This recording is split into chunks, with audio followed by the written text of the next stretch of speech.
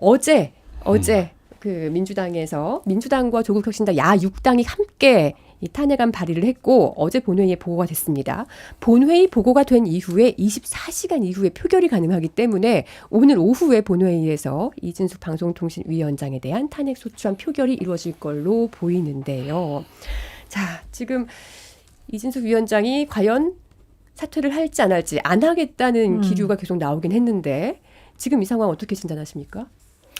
그러니까 이게 방통위에서 이 벌어지고 있는 거듭되고 있는 악순환이 어떻게 보면 지금 이제 우리 정치의 뭐랄까요 좀 참담한 이런 상황을 보여주는 게 아닌가 싶은데, 그러니까 방송통신위원장을 지금 세 번째 아닙니까? 이 정부 들어서 가지고 이동관, 김홍일, 그리고 이진숙까지. 중간에 이상인 대행이 있었죠. 예. 직무 대행이 있었고. 아니 근데 뭐 이렇게까지 해야 되나 싶은 생각이 일단 있고요. 결국 그 공영방송을 정권 뜻대로 하겠다라는 목적 하나를 가지고 이렇게 방통이라는 정부기구를 파행시키고 있는 네. 이 상황이 참 한심하고, 또 그러니까 야당은 이제 탄핵 카드로 맞서잖아요. 그러면 또 사퇴하고 또 새 방통위원장 임명하고 언제까지 이래야 되나 싶은 생각이 있고요. 네.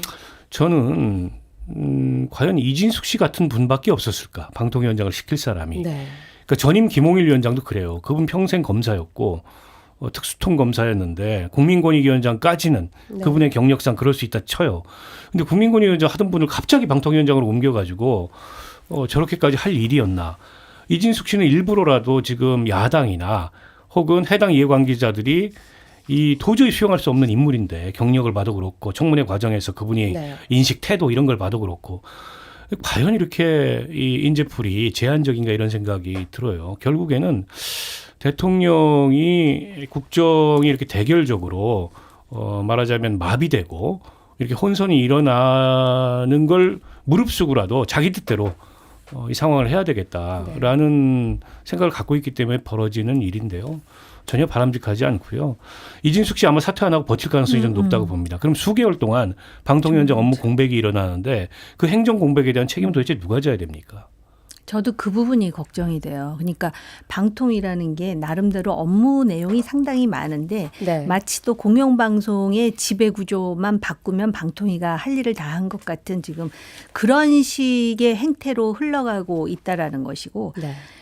정말 그 맷집에 있어서는 아마 대한민국 최고 아닐까 네. 그런 생각도 들고, 속전속결로 이런 식의 의사 결정을 하는 게 저 개인적으로는 상당히 민망하다라는 생각이 들고, 방송과 관련해 갖고 여야 진영 갈등이 이제 네. 절정에 이른 상태가 아닌가.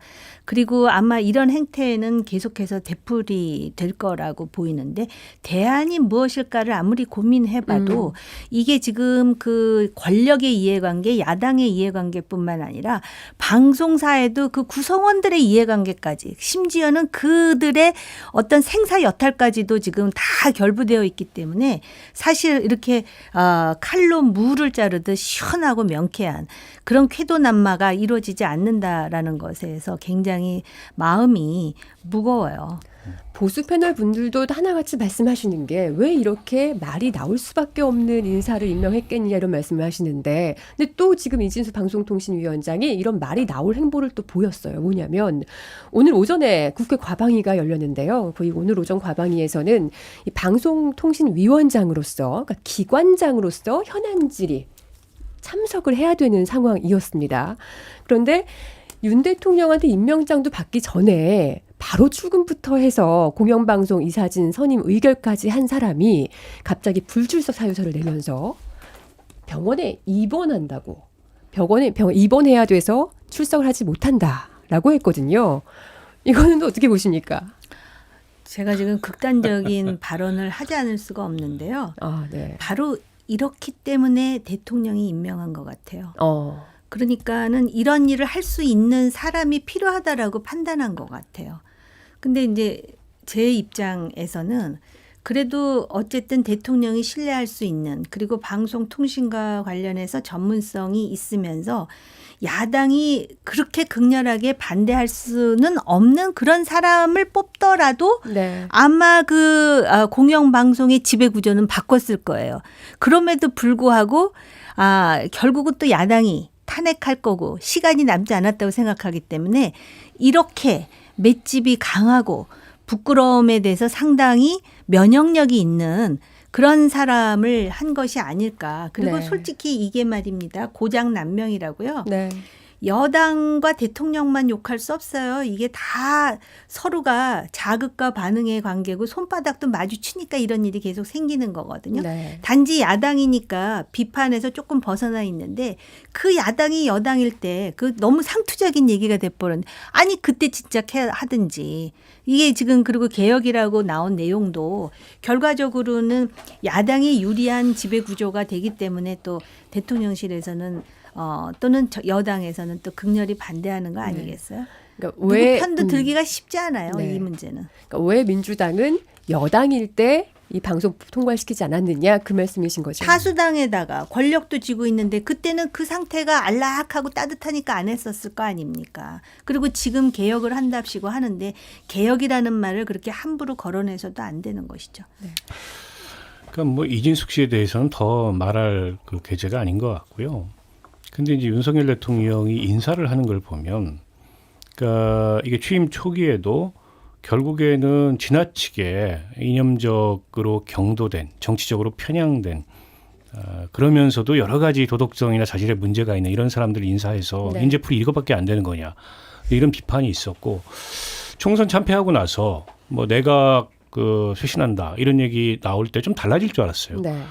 근데 인사하는 거 보니까 지금 띄엄띄엄 장관들 인사하고 차관들 인사를 하고 있는데 그 끝이 이진숙, 김문수예요. 이걸 보면 하나도 안 달라졌구나. 네. 윤석열 대통령은 총선 참패로부터 조그마한 성찰도, 조그마한 그 교훈도, 조그마한 책임도 느끼지 않고 있구나. 여론을 어떻게 살피지 보면 않는구나. 예, 전광판 안 보는 거죠. 특히 이제 김문수 그 이 장관 후보자 같은 경우에는 최근 들어서는 거의 극우 유튜버로 활동해온 분이에요. 과거에 그분의 이력 뭐 이런 걸 가지고 얘기하진 않겠습니다. 네. 근데 지금 그분의 인식, 태도, 또 공직자로서 과연 그 직을 수행할 만한 그런 적절한 그 자질을 갖고 있는가를 보면 너무 사실은 저는 끔찍한 인사를 했다고 네. 보거든요. 근데 그런 걸 그냥 하는 거예요. 서슴없이. 그래서 이건 사람이 없는 게 아니고 사람을 안 찾으려고 하는구나. 그냥 안 내 멋대로 찾으려고 하는구나. 내 멋대로 인사하는구나. 결국 그 이념적으로 정치적으로 지극히 경도되고 편향된 이런 인식을 대통령이 갖고 있기 네. 때문에 그런 인사를 하는. 그러니까 유튜브 세계에 완전히 빠져 있는 게 아닌가 이런 네. 생각이 듭니다. 그러니까 이제 유튜브만 보시다가 네. 공영방송도 보려고 이렇게 다 바꾸는 거 아, 농담이에요. 네.